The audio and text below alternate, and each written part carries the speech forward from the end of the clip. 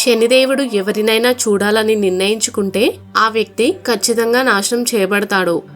అలాగని శనిదేవుడు క్రూరమైన దేవుడేమీ కాదు. కానీ ఎందుకు అలా జరుగుతుంది?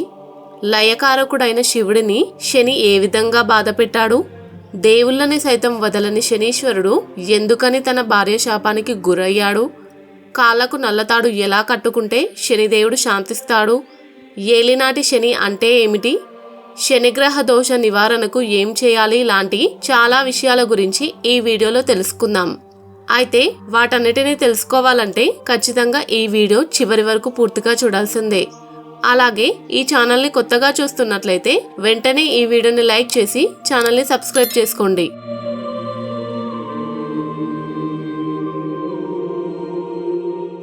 జ్యోతిష్య శాస్త్రం ప్రకారం మానవ జీవితంలో శని 3 సార్లు ప్రవేశిస్తుంది.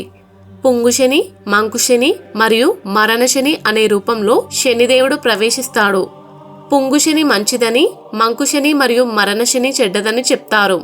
హిందూ ధర్మశాస్త్రం ప్రకారం 9 గ్రహాలున్న శనీశ్వరుడి స్థానం ప్రత్యేకం.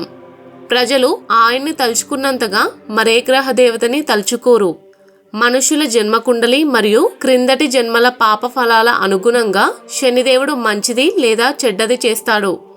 మానవ జీవితంలో శని ప్రవేశించిన తర్వాత 7.5 సంవత్సరాల కాలం ఉంటాడని అంటారు. శనిదేవుడు ప్రజలను వారి వారి తప్పుల ప్రకారమే శిక్షిస్తాడు. అలాగే అంత సులభంగా క్షమించడు. ప్రజలు క్రమంగా అతని ఆశీస్సులు పొందడానికి, శనిదేవుని కోపం నుండి తమను తాము రక్షించుకోవడానికి పలు మార్గాల్లో ఆరాధించడం జరుగుతుంది. అయితే తన భక్తులను ఆశీర్వదించడానికి శనిదేవుడు నిర్ణయం తీసుకున్నప్పుడు వారి జీవితం అద్భుతంగా మారుతుంది. నవగ్రహాలలో 7వ వాడైన శనీశ్వరుడు సూర్యదేవుడు మరియు అతని భార్య ఛాయాదేవి దంపతుల కుమారుడు. అందుకే ఆయనను సూర్యపుత్రుడని, ఛాయాసుతుడని అంటారు. శనీశ్వరుడు యముడికి అన్నగారు అవుతారు. నవగ్రహాల్లో అత్యంత శక్తివంతుడు శని. చీకటి రంగుతో మరియు ఇనుముతో చేసిన రథాన్ని నడుపుతూ కాకి వాహనదారుడై ఉంటాడు. శనిదేవునికి దామిని, ద్వాజిని, కంకాలి, కలహప్రియ, తురంగి, కంటకి, మహిషి మరియు అజ అనే 8 మంది భార్యలు. అయితే శనిదేవుడు తన భార్యలను ఆరాధించడాన్ని అమితంగా ఇష్టపడతాడు. శనిదేవుడిని పూజించే ముందుగా అతని భార్యల పేర్లను కూడా శాంతింపజేయవలసి ఉంటుంది. శనివారం వారి పేర్ల మీద పూజలు చేయడం అత్యంత ఉపయోగకరంగా ఉంటుందని శాస్త్రాల్లో తెలుపబడింది. శనిదేవుని దృష్టి హానికరమైనదిగా మారడానికి కారణం అతని భార్య దామిని. శనిదేవుడు తన చిన్ననాటి నుండి శ్రీకృష్ణుడి భక్తుడు. కృష్ణుడి ఆశీస్సుల కొరకు ఎంతో కాలం పాటు తపస్సును, ధ్యానాన్ని అనుసరించాడు కూడా.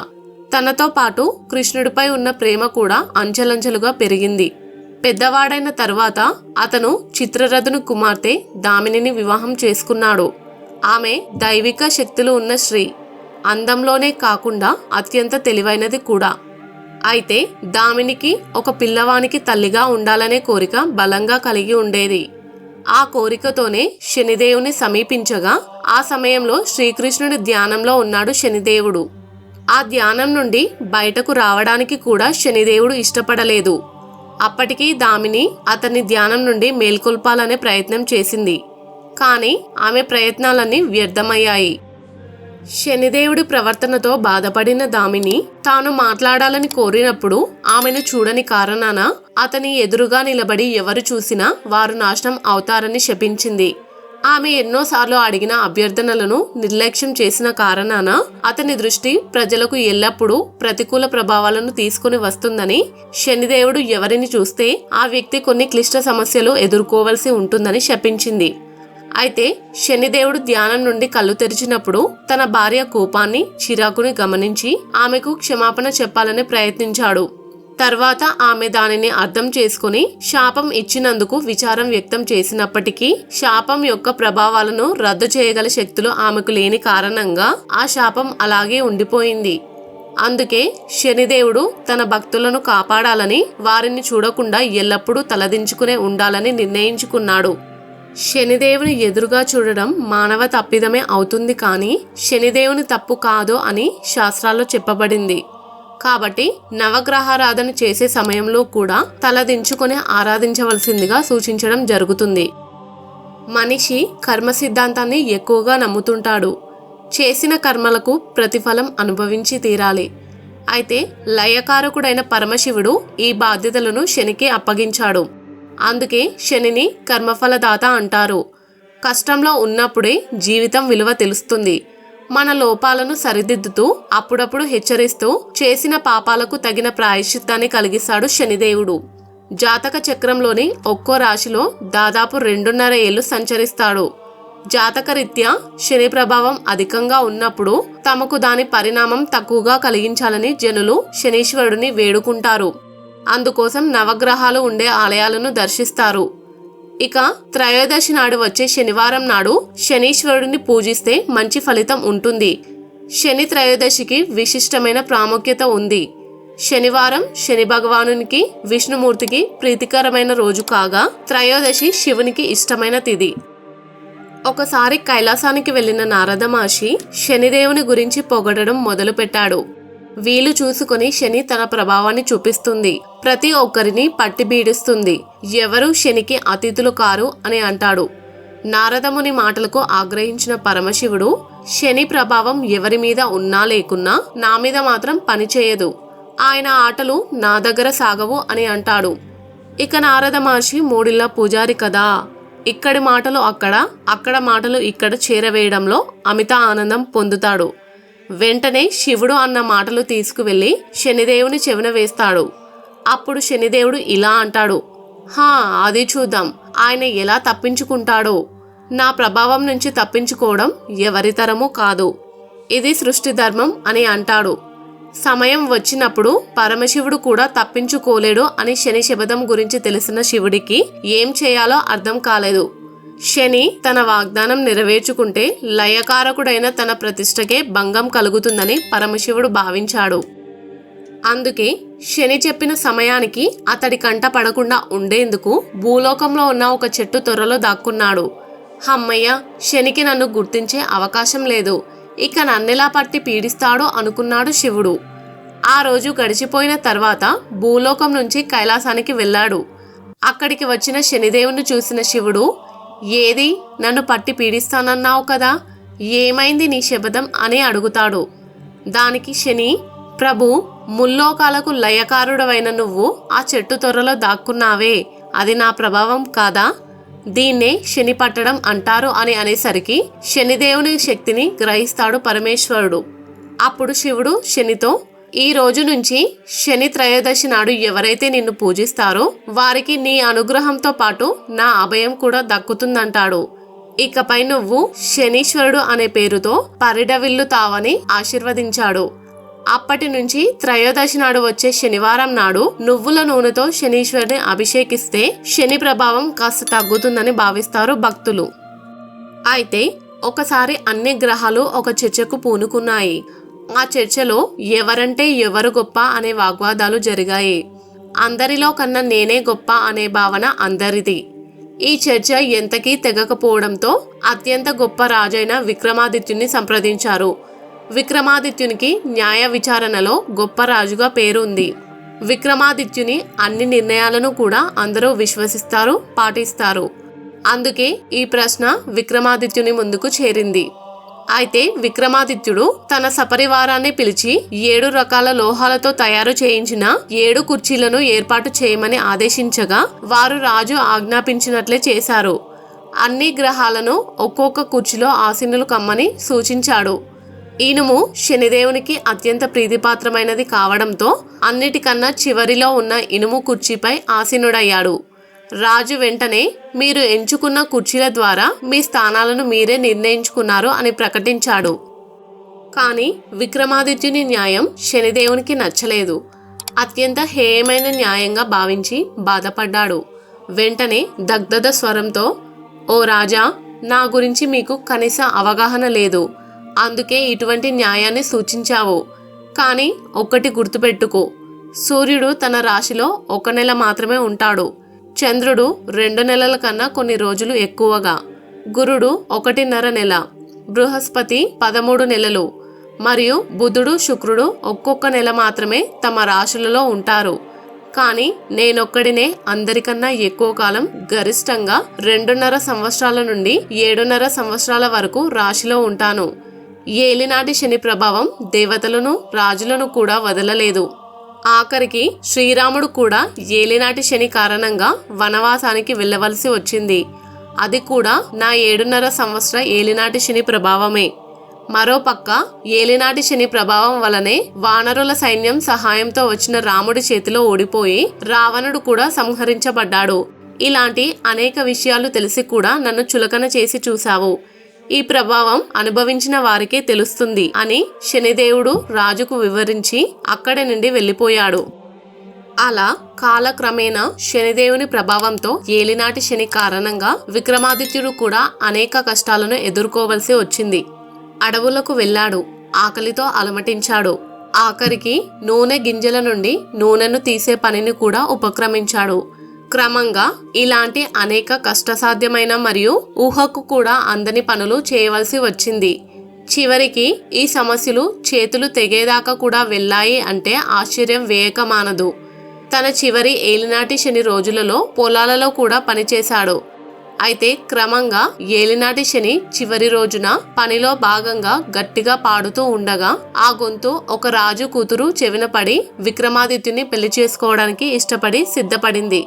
అతని కష్టాలను చూసి చెలించింది. కానీ అతను కూడా రాజు అనే విషయం కూడా రాజు కూతురుకు తెలియదు.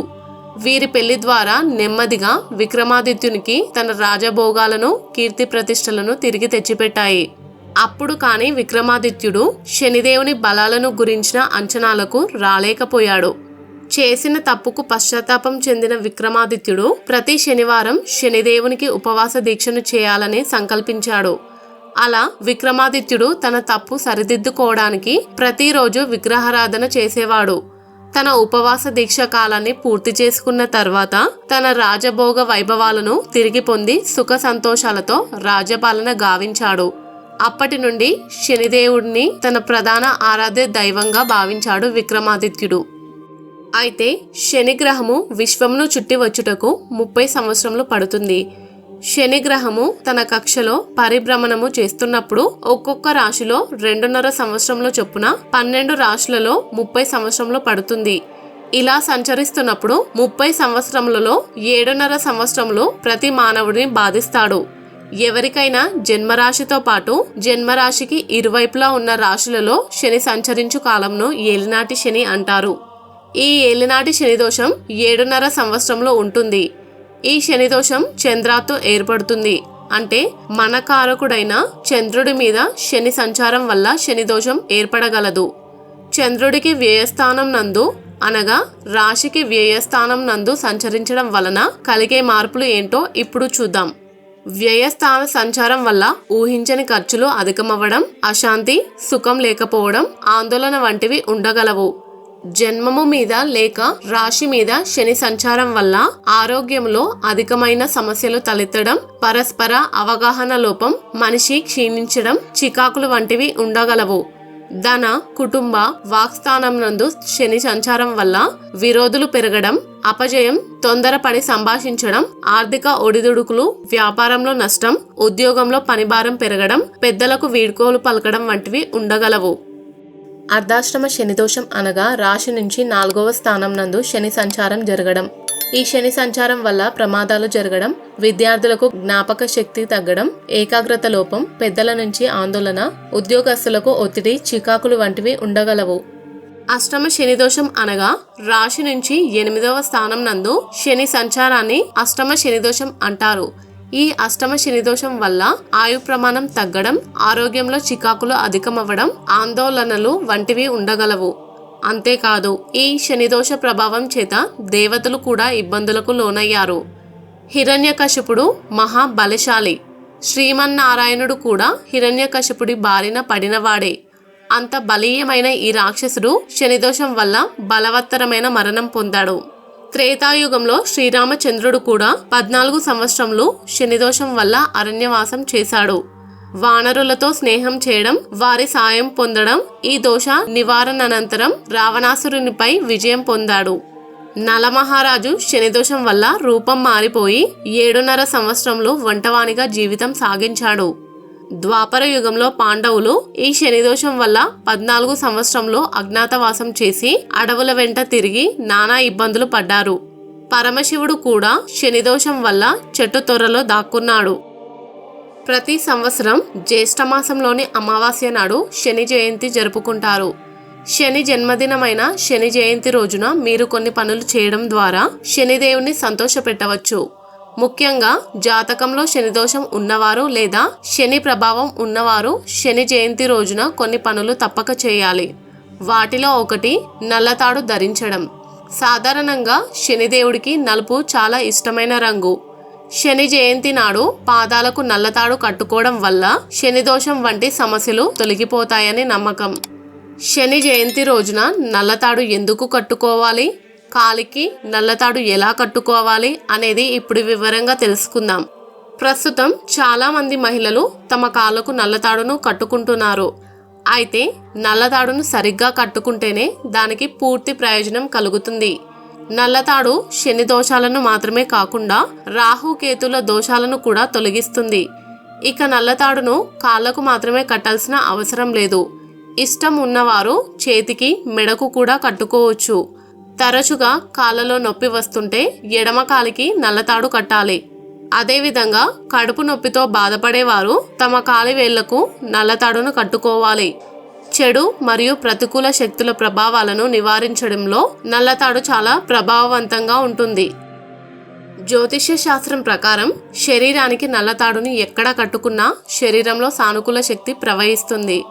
అంతేకాదు, పాదానికి కట్టుకుంటే శని, రాహు, కేతు వంటి గ్రహాల ఆగ్రహాన్ని దూరం చేసుకోవచ్చు. ప్రధానంగా శనిదోషం వల్ల వచ్చే సమస్యలు దూరమవుతాయి. రోగ నిరోధక శక్తి తక్కువగా ఉన్న పిల్లలకు నల్లతాడు కట్టడం వల్ల రోగ నిరోధక శక్తి పెరుగుతుందని నమ్ముతారు. శని జయంతి నాడు కాలికి నల్లతాడు కట్టుకోవడం చాలా మంచిది. ముఖ్యంగా పగటిపూట కుడి కాలికి నల్లతాడు కట్టుకోవడం చాలా మంచిది. ఫలితంగా ఆర్థిక సమస్యలు తొలగిపోయి ఆర్థిక పరిస్థితి మెరుగుపడుతుంది. ఇల్లు, సంపద మరియు శ్రేయస్సుతో మెరుగ్గా ఉంటుంది. అయితే నల్లతాడును ధరించేటప్పుడు గుర్తుంచుకోవాల్సిన విషయాలు ఏమిటంటే, నల్లతాడును ధరించే ముందు దానిని దేవుని ముందు ఉంచి పూజ తర్వాత మాత్రమే ధరించాలి. దానికన్నా ముందు మీరు జ్యోతిష్యుని సలహా తీసుకోవాలి. అలాగే నల్లతాడు కట్టిన వారు ఓం తత్పురుషాయ విద్మహే మహాదేవాయ ధీమ తన్నో రుద్ర ప్రచోదయాత్ అని రుద్ర గాయత్రి మంత్రాన్ని పఠించాలి. అంతేకాదు, నల్లతాడు కట్టుకునేవారు శరీరంలోని ఇతర భాగాలపై ఇతర రంగుల తాడును కట్టకూడదు. శని జయంతి నాడు కట్టలేని వారు శనివారం నల్లతాడు కట్టడం మంచిది. నిజానికి శని భగవానుడిని మనసారా పూజించి ఆరాధించే భక్తులను కష్టాల నుంచి గట్టెక్కించే కలంకం లేని కరుణామూర్తి శనీశ్వరుడని పండితులు అంటున్నారు. చాలా మంది కళ్యాణ దోషం, కాలసర్పదోషం, దుష్ట మానవుల దిష్టి దోషాలు, వాస్తు దోషాలు, నవగ్రహ దోషాలు ఇలా అనేక రకాల దోషాలతో బాధపడుతుంటారు. గ్రహాల్లో శని ప్రభావం చాలా ఎక్కువ. శని దోషం ఉన్నవారు సుఖశాంతులు లేకుండా బాధపడుతుంటారు. శనిదోషం వల్ల ఏవో కష్ట నష్టాలు పట్టి పీడిస్తుంటాయి. శనిదోషం నుండి బయటపడేందుకు దేవాలయాల్లో అర్చకులు ఉపశాంతి చేస్తుంటారు. నవగ్రహారాధన, ప్రత్యేకంగా శనిగ్రహారాధన సూచిస్తుంటారు. శనిగ్రహ పూజలతో పాటు శని ధ్యానం చేసిన దోష నివారణ అవుతుంది. అయితే ఆ శనిదేవుడిని సంతృప్తి పరచడానికి కొన్ని మార్గాలు ఉన్నాయి. నీలం ధరిస్తే శని వల్ల ఇబ్బందులు అధిగమించవచ్చు అనుకోవడం సరికాదు. పూర్తి జాతకం చూపించుకున్నాక అవసరమైతే తప్పక ధరించాలి.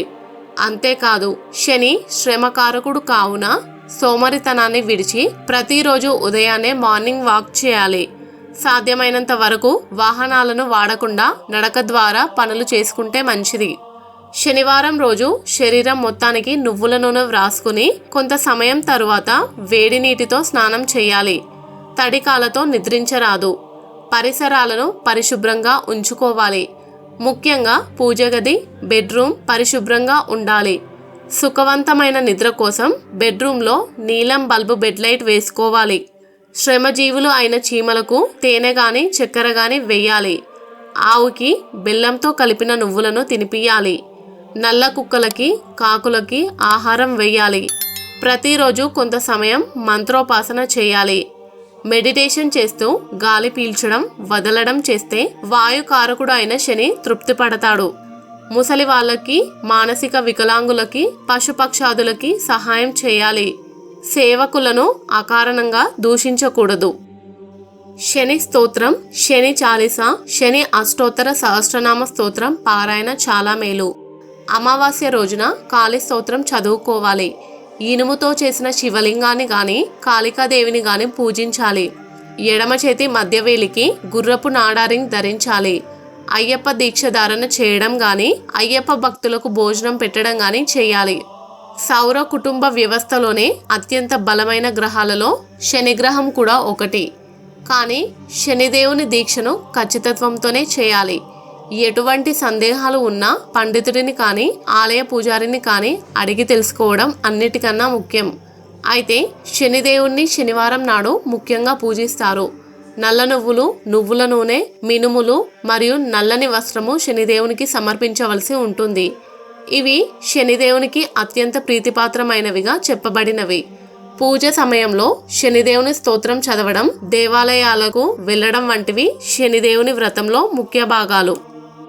11 లేదా 51 వారాల పాటు ప్రతి శనివారం ఇలా నియమనిష్టలతో శనిదేవుని పూజించడం ద్వారా అనేక సమస్యలు తొలగిపోతాయని పండితులు చెబుతున్నారు. ఉదయాన్నే అభ్యంగన స్నానం ద్వారా మొదలైన ఉపవాస దీక్ష చంద్రోదయం తర్వాత ముగుస్తుంది. కొందరు ఉపవాస దీక్షలో భాగంగా దాన ధర్మాలు, అన్నదానాలు కూడా చేస్తుంటారు. ఇలా చేస్తే శని ప్రభావం చాలా వరకు తగ్గే అవకాశం ఉంది. అయితే శనిదేవుని గురించి మీరేమంటారో ఖచ్చితంగా కామెంట్ చేసి చెప్పండి. అంతేకాదు మిత్రులారా, ఈ వీడియో చేయడానికి మాకు చాలా సమయం పట్టింది. కానీ ఈ వీడియోని లైక్ చేసి ఛానల్ని సబ్స్క్రైబ్ చేయడానికి మీకు 2 సెకండ్లు కూడా పట్టదు. అందుకే ఈ వీడియో నచ్చితే తప్పకుండా లైక్ చేసి ఛానల్ని సబ్స్క్రైబ్ చేసుకోండి. ఈ వీడియో పూర్తిగా చూసినందుకు ధన్యవాదాలు. ఓం నమః శివాయ.